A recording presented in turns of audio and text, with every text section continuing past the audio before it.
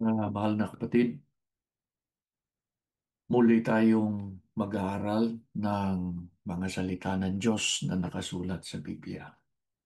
Sa buhay ng tao ay maraming mga pagkakataon na dapat siyang magpasya kung ano ang dapat niyang gawin.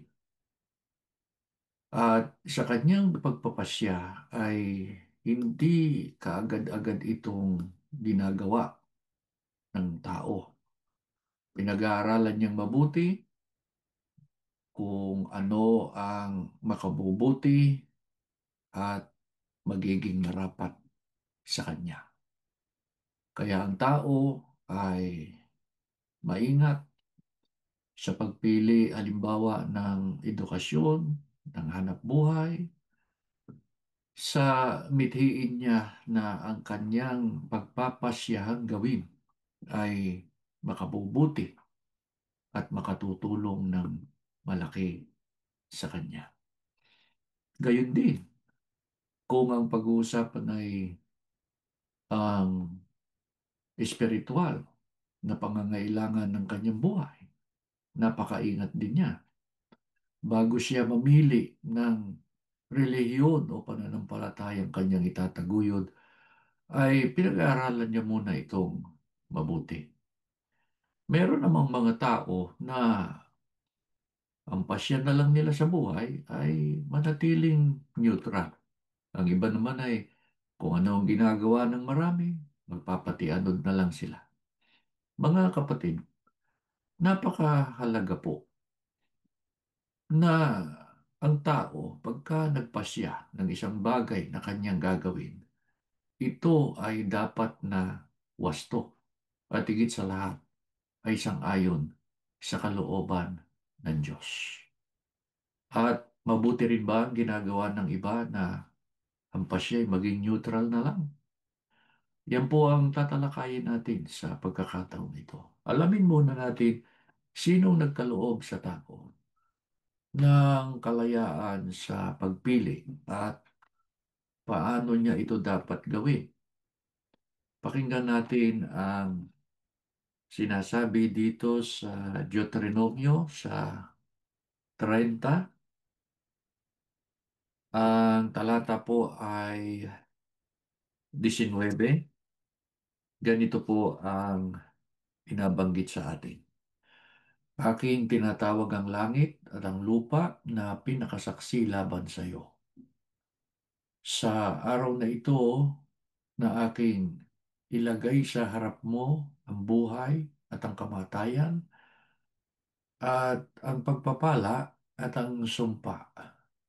Kaya't piliin mo ang buhay upang ikaw ay mabuhay, ikaw at ang iyong binhi. Sino pong nagkaloob sa tao ng kalayaan sa pagpili? Walang iba kundi ang Diyos. Ang sabi sa talata ay sinabi ng Diyos sa tao, nilalagay ko ngayon sa harap mo ang pagpapala at sumpa. Sa makatuwid ay napakahalaga mga kapatid na mabatid ng tao na bagamat binigyan siya ng Diyos ng kalayaan sa pagpapasya at pagpili, dapat niyang maunawaan na ang Diyos din ang nagturo sa tao na dapat piliin at gawin ang tama. Anong katunayan? Ang sabi ng Diyos, piliin mo ang buhay. Ibig sabihin, yun ang payo ng Diyos na dapat gawin ng tao. Yun tama at hindi ang mali. Ano ang buti pagka ginawa o natutunan ng tao ng Diyos ang pagpili? Ang sabi ng Diyos, pag pinili mo ang buhay, mabubuhay ka at ang iyong lahi o ang iyong lipi. Kailan pa binigyan ng Diyos, mga kapatid, ang tao ng kalayaan sa pagpili. Basahin natin ang sagot dito sa Genesis sa 3:1 hanggang 6. Ganito po ang pahayag. Ang ahas ang pinakatuso sa lahat ng hayop na nilikha ng Panginoon. Minsay tinanong nitong babae, totoo bang sinabi ng Diyos na huwag kang kakain ng anumang bungang kahoy sa halamanan? Tumugon ng babae, hindi naman. Ipinakakain sa amin ng anumang bunga sa halamanan, huwag lamang ang bunga ng puno na nasa gitna niyaon. Pag kami raw ay kumain ng bunga nito o humipo man lamang sa punong iyon, mamamatay kami. Hindi totoo yan.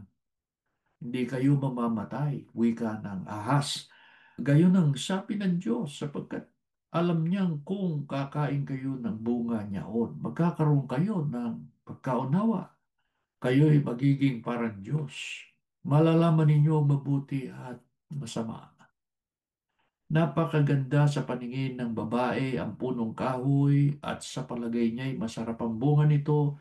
Nabuo ang isipan niya na mabuti ang maging marunong, kaya't pumitas siya ng bunga at kumain. Kumuha rin siya para sa kanyang asawa at kumain din nito.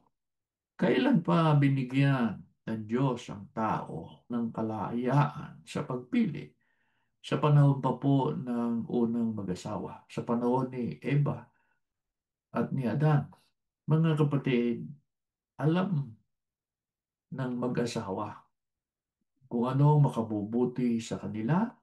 Alam din nila kung ano ang makasasama sa kanila. Sinabi ng Diyos kung ano ang maaari nilang makain doon sa halamanan ng Eden. Sinabi rin ng Diyos kung ano ang hindi nila dapat na kainin. Maraming pwedeng kainin. Isa lang yung hindi maaaring kainin.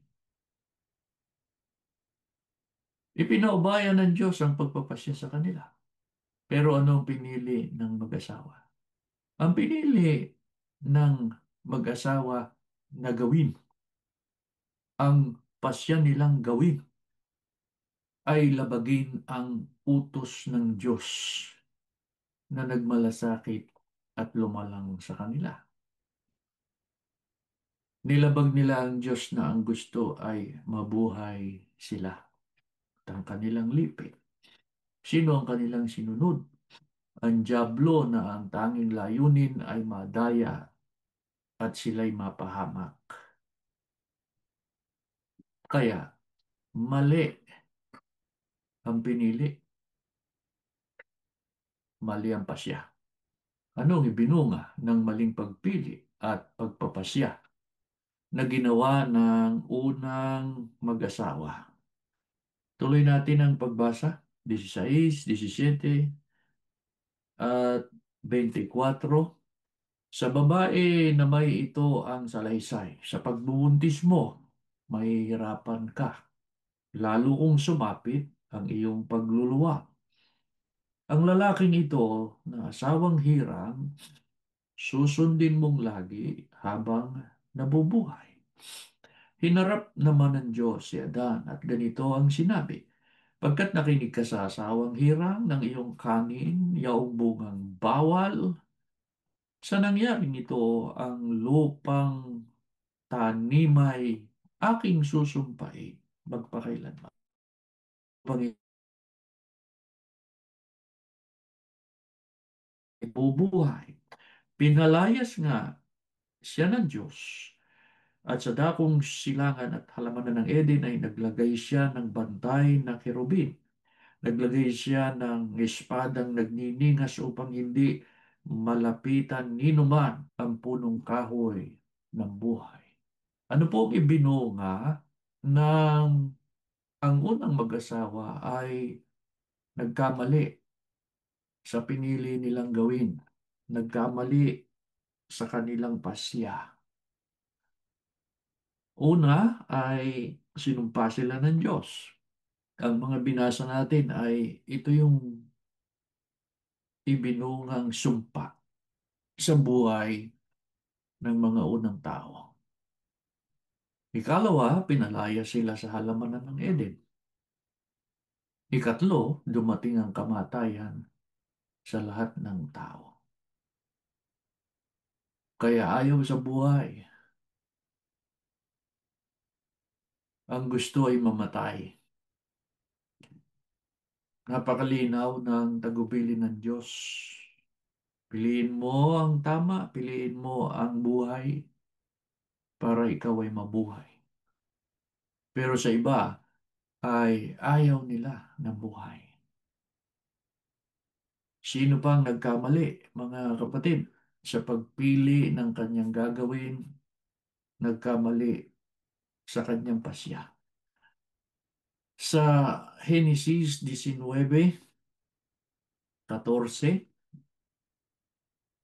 pagkatapos ay itutuloy natin ng 24 hanggang 26.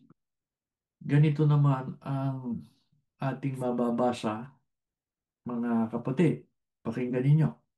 14. At si Lot ay lumabas at pinagsabihan niya ang kanyang mga manugang na nag-asawa sa kanyang mga anak na babae at sinabi, magtindig kayo, magsialis kayo sa dakong ito sapagkat gugunawin ng Panginoon ang bayan. Datapot ang akala ng kanyang mga manugang ay nagbibiro siya. Nang magkagayon, nagpaulan ang Panginoon sa Sodom at Gomora ng asupre at apoy mula sa Panginoon na buhat sa langit. At ginunaw niya ang mga bayang yaon at ang buong kapatagan at ang lahat ng nangananahan sa mga bayang yaon at ang tumutubo sa lupang yaon. Datapwat ang asawa ni Lot ay lumingon sa likuran ni Lot at naging haliging asin. Sino pa ang nagkamali sa pagpili ng kanyang gagawin? Kamali sa pagpapasya. Matigas ang ulo eh. Itong asawa ni Lot. Ano ba ang tagubilin sa kanila? Umalis kayo sa bayang ito sapagkat gugunawin ito ng Diyos.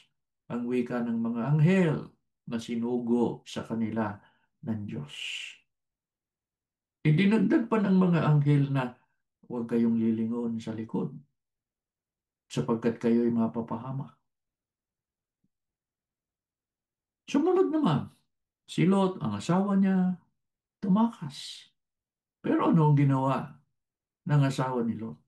Lumingon sa kanyang pinanggalingan o doon sa bayan ng Sodom at Gomora. Ba't siya lumingon? Hindi niya siguro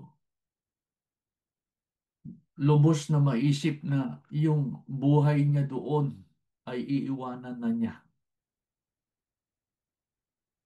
Ano ang inisip niya? Nasa daan na sana ng kaligtasan eh. Anong ipinasya niya? Na mali naman. Lumingon pa siya eh. Ano nangyari? Naging haliging asin. Nasa daan na sana ng kaligtasan. Napahamak pa. Mali ang pasya. Mali ang pinili na gawin. Ba't nagkamali? Hindi kasi sumunod eh. Sa utos, sa tagubilin. Sa kabilang dako, sino naman ang halimbawa ng lingkod ng Diyos na naging wasto ang pagpili niya sa bagay na gagawin niya? Ang babasahin natin ay Genesis 37 hanggang Kapitulo 42, pero masyadong mahaba to. Isasalaysay na lang natin. Ang halimbawa ng lingkod ng Diyos na naging wasto ang pagpapasya sa kanyang gagawin, sa kanyang pinili na landas na tahakin, ay walang iba kundi si Jose. Alam natin ang kasaysayan ni Jose, mga kapatid. Si Jose, isa sa mga anak ni Jacob. Naging paborito siyang anak ni Jacob. At dahil dito, kinainggitan siya ng kanyang mga kapatid, kaya pinagplanuhan siyang patayin. Pero naiba ang plano, pinagbili na lang siya bilang alipin. Nakarating siya sa Ehipto, naging tauhan siya ni Putipar, pinag-interesan siya ng asawa ni Putipar dahil sa makisig itong si Jose. Pero ipinasya niya na huwag siyang mahulog sa tukso. Alam natin ang nangyari, pinakulong siya. Sa kulungan ay na-promote siya. Pinagkatiwalaan siya ron. At doon ay meron siyang ininterpret na panaginip ng dalawang bilanggo. At nagsimula doon ang kapalaran ni Jose.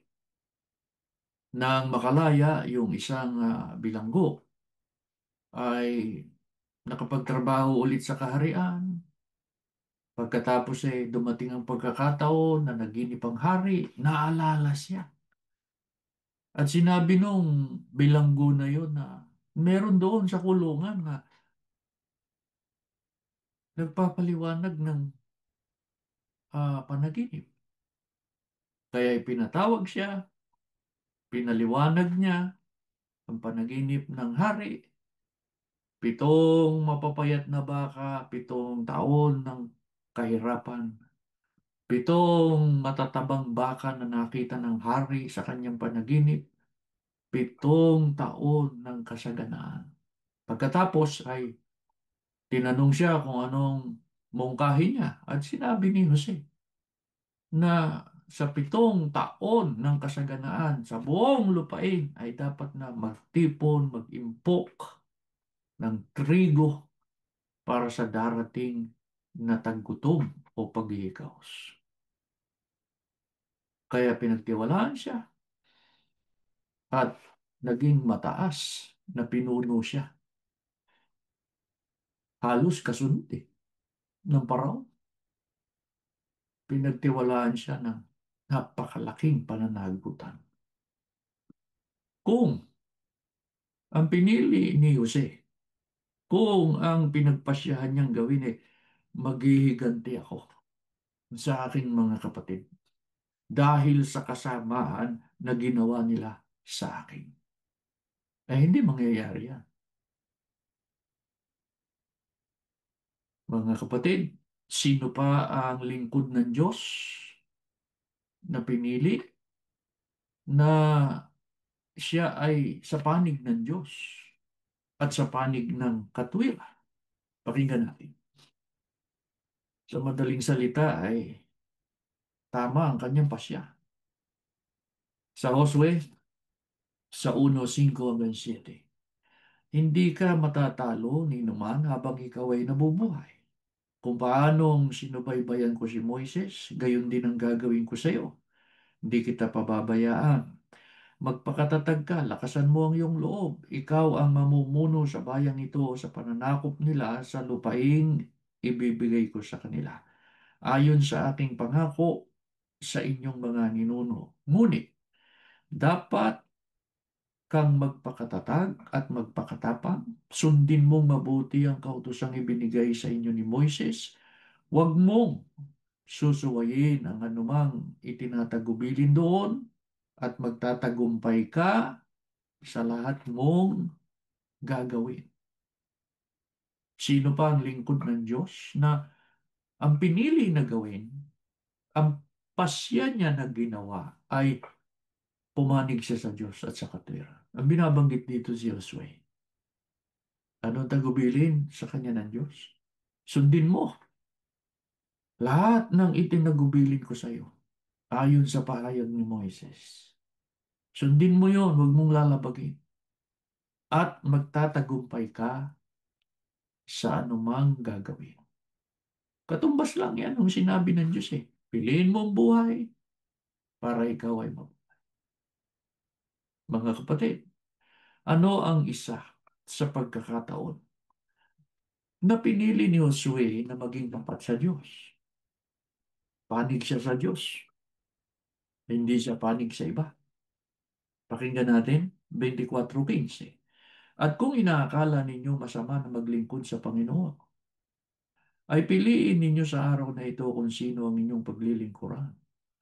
Kung ang mga Diyos na inyong mga magulang na pinaglilingkuran sa dako roon ng ilog, o ang Diyos ng mga Amoreo na ang lupain nila ay inyong tinatahanan. Ngunit sa ganang akin at ng aking sambahayan ay maglilingkod kami sa Panginoon. Ito ay pagkakataong ang bayang Israel ay napalilibutan ng mga taong hindi kumikilala sa Diyos, napapalibutan sila ng mga bansa na iba ang pananampalataya, iba ang reliyon, iba ang Diyos na kinikilala. Ano po ang sinabi ni Josue sa bayan ng Diyos o sa bayang Israel? Kung anya inaakala ninyo na masamang maglingkod sa Panginoon, mamili kayo ng inyong paglilingkuran. Ngunit ako at ang aking sambahayan, maglilingkod kami sa Panginoon. Sino kaya ang sa panahong ito ay ganyan ang paninindigan? Sino kaya sa panahong ito ang nakakatulad ni Josue?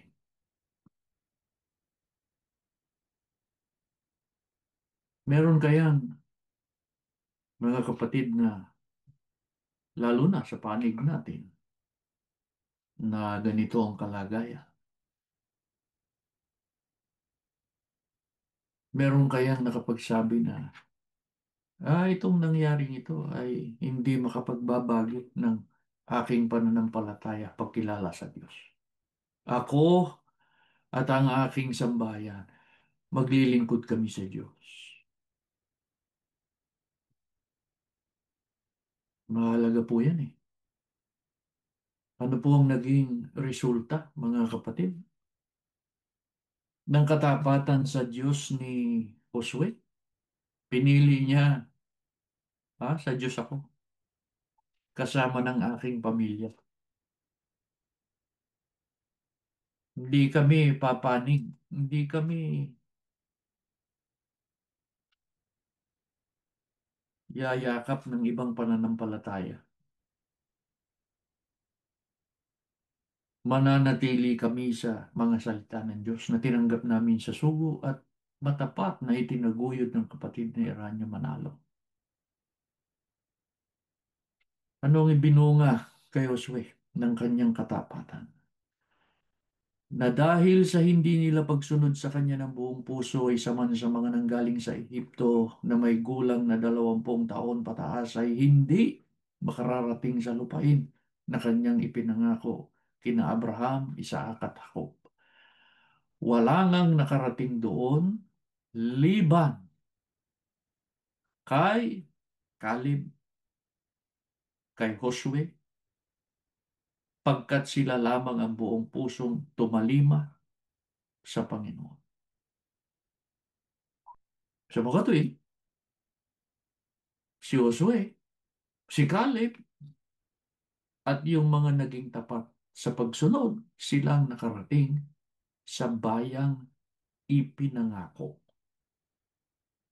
Nabuhay. Bakit? Tama ang pasya, tama ang piniling gawin. Ano yun? Sumunod sa kalooban ng Diyos. Sino pa ang nagpasyang ipagtanggol ang bayan, makipaglaban, bagamat napakaliit ng tsansa na siya ay magwagi? Mga kapatid, ang mga talatang ito ay pamilyar na sa atin. Subalit sa ngalan ng ating pag-aaral ay dapat nating basahin. Ganito po, 26, 37, 45 hanggang 46. Itinanong ni David sa mga katabi niya, ano raw ang gagawin ng hari sa sino mang makapapatay sa Filisteyong yon para maalis sa kahihiyan ang Israel? Pakitandaan lang ninyo yon, yung bahaging yon. Para maalis sa kahihiyan ang Israel. At sino ba siyang hahamon sa hukbo ng Diyos na buhay? Idinugtong pa ni David ang Diyos na nagligtas sa akin sa kuko ng mga leon at ng mga oso ay siya ring magliligtas sa akin sa Filisteyong ito. Sumagot si David, ang dala mo'y taba, sibat at balaraw, ngunit lalabanan kita sa ngalan ng Panginoon, ang makapangyarihan Diyos ng Israel na iyong inahamak. Ibibigay ka niya sa akin ngayon. Pupugutin ko ang ulo mo at ipakakain kita sa mga ibon at sa mga hayop, pati ang iyong mga kasamahan. Sa gayon, malalaman ng daigdig na ang Diyos ng Israel ay buhay. Kahanga-hanga itong si David na naging hari sa Israel. Walang karanasan sa pakikipaglaban, sa pakikipagdigma, ni hindi sundalo, pastol ng tupa. Sino ang hinarap niya? Si Goliath na isang Pilisteo, isang higante, at mandirigma. Hindi pa tapos ang laban. Anong sabi ni David? Pupugutan kita ng ulo at ipakakain kita sa mga ibon.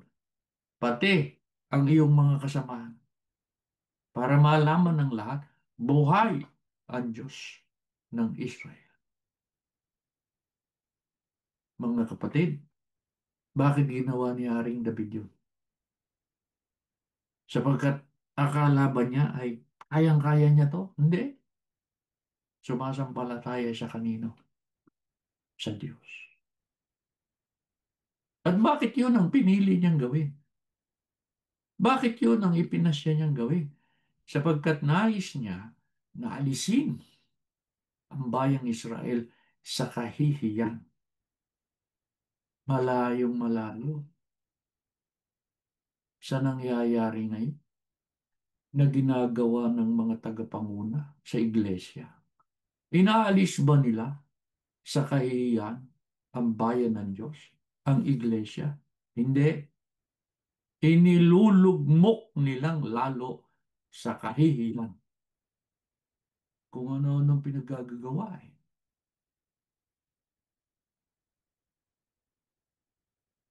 Pero si David, hindi ganun. Pero yung mga tagapanguna ngayon, mali ang pasya, mali ang pinili. Ngayon, puntahan natin yung mga nasa gitna lang. Ako neutral lang. Ika nga may takip ang mata sa mga nangyayari. Alam nilang may mali, pero sumusunod pa rin. Bakit? Takot manindigan. Alam nyo, mga kapatid, sa totoo lang, total, pinag-uusapan na lang din natin yan. Marami yung natakot lalo na nung nakita nila kung anong ginawa sa atin, sa marami sa atin.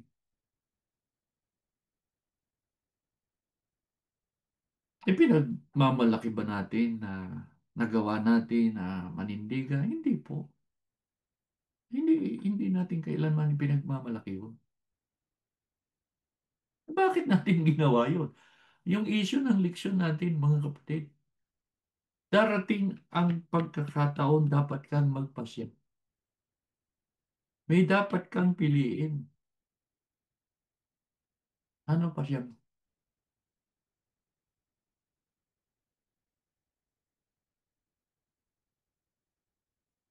Sana katulad tayo ni Josue. Sa Diyos tayo, sa salita niya. Paano po yung walang panindigan? Nasa gitna lang. Hindi malamig, hindi mainit. Ano tawag doon ng Biblia? Malaining nga. Iyon ba'y mabuti? Huwag niyong kalilimutan, may nakasulat sa Biblia. At dahil sa ikaw ay malahininga, isusuka kita. Saan mababasa yun? Apokalipsis 3:15. Kasunod na tanong, lugi ba tayo? Kawawa ba tayo? Pagka ang pinili natin, ang pasya natin, itong landas na tatahaking ko sa panig ng Diyos at sa panig ng kanyang salita. Lugi ba tayo? 37, 27 hanggang 29. Ang mabuti gawin, masamay itakwil. At mananahan kang lagi sa lupain. Pagkat yaong bayang wastong gawain ay mahal ng Panginoon. Hindi itatakwil. Di ka palalayasin. Katulad ni Adan at ni Eva. Di ka pababayaan katulad ni Josue. Magtatagumpay ka sa anumang gagawin. Sila'y iingatan magpakailanman. Ngunit ang masama ay ihihiwalay.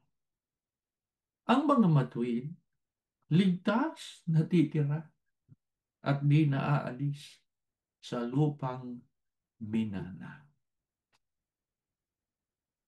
Lugi ka ba, kapatid? Pagka tinularan mo si Josue, tinularan natin si Haring David, lugi ba tayo pagka ipinasya natin sa Diyos ako, sa Diyos kami, at sa kanyang mga salita? Hindi po. Tandaan ninyo, ang matuwid, ligtas na titira sa lupain, hindi sila itatakot. Wala pong mahirap unawain doon. Simple lang. Balik tayo doon sa unang mga talatang ating binasa. Ang sabi ng Diyos, ito buhay. Ito sumpa. Piliin mo yung buhay, anak. Paano ang pagpili sa buhay? Pumanig ka sa kanyang salita, pumanig ka sa Diyos.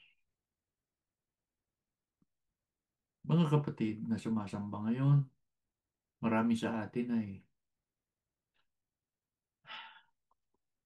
parehong ating kalagayan. Pero kayo rin ang makapagsasabi. Naging kawawa ba tayo? Pinabayaan ba tayo ng Diyos? Ano ang ginawa ng Diyos sa atin, mga kapatid? Pinatunayan niya sa atin na siya'y tapat sa kanyang pangako. Salamat sa Diyos. Muli siyang nagpakahayag sa atin. Kaya, kung darating pa ang pagkakataon sa ating buhay na kailangan pa tayong magpasya, lalo na ngayon, nagtatagal ang pagsubok na ito, sapagkat kalooban ng Diyos ito eh. Wala tayong magagawa dyan, mga kapatid. Ang sa atin ay magtiis, maghintay tayo. Ang sa atin ay tahakin natin ang kadalisayan ng pananampalataya. Yun ang dapat nating pagpasyahan. Yun ang dapat nating piliin. At darating ang pagkakataon. Pag nahayag na ang araw na kung saan matatapos na ang lahat ng bagay, hindi tayo lilimutin ng Diyos. Paspasan kayo ng Diyos, mga kapatid. Tumayo po kayo, tayo manalangin. Panginoon po namin Diyos, banal ka po at makapangyarihan sa lahat. Habang tinatanggap namin ang iyong mga katotohanan, muling nasariwa sa aming kaisipan ang nangyari sa amin, ang pag-uusig na aming dinanas. Nakita namin, Ama, nasaksihan namin kung paano mo kami hiningatan, kung paano mo kami hinawakan nang magpasya kami na kami sa iyo at sa iyong mga katotohanan. Salamat ng marami, Ama. Nahayag ka sa aming buhay. Kami ang buhay na saksi na ikaw ang makapangyarihan sa lahat. Nangangako kami kung nagtatagal man ang pagsubok na ito sa aming pananampalataya, magiging panatag kami sa panig mo at sa panig ng iyong mga salita. Maglilingkod kami, Ama, hanggang sa parating na ang kawakasan. Bigyan mo lamang kami ng lakas ang aming pananampalataya. Patibayin mo araw-araw upang huwag kaming makabitiw sa banal naming tungkulin. Aman Diyos, kung dumarating ang pagkakataon, nahihirapan kami, nalulumbay kami, sapagkat naaalala namin ang nakaraan ng masigla at maligaya naming natutupad ang aming banal na sagutin. Palakasin mo pa ang aming loob. Ipaunawa mo sa aming langit na kailangang makarating kami sa kasakdalan ng aming pananampalataya. Tulungan mo, marating namin yun, Ama, upang kung dumating na ang araw ng paghuhukom, tanggapin namin ang marapat sa amin. Panginoon Diyos, alalahanin mo ang bayan mo sa huling araw. Alam namin darating ang panahon, makababalik ito sa kanyang dating kalagayan. Maaaring hindi sa aming panahon, pero sumasampalataya kami. Ang iglesia ang haharap sa kaligtasan, karapat dapat, walang dungis, walang kapintasan, sapagkat yun ang nakasulat sa Biblia. Aman Diyos, parang habag mo na sa amin, pagdating ng araw ng paghuhukom, alalahanin mo kami. Huwag mo kaming lilimutin. At pagka kami nakaharap na sa iyo para tanggapin ang hatol, maalaala mo ang aming kasiglahan, ang katapatan namin sa pagtupad. Patawarin mo kami, Ama, sa aming mga kasalanan. Alalahanin mo ang aming mga kapatid, ang mga kapatid namin na nasa kulungan, nasa piitan, ang mga kapatid na patuloy na inuusig. Huwag mo sana silang pababayaan. Pagka sila'y nananalangin, maramdaman nila, kapiling ka nila. Hindi mo sila pababayaan. Tulungan mo silang maging matatag sa kanilang pananalig sa iyo. Salamat po sa mga biyayang kaloob mo sa amin ngayon. Sa ngalan ni Jesus naming tagapagligtas. Amen.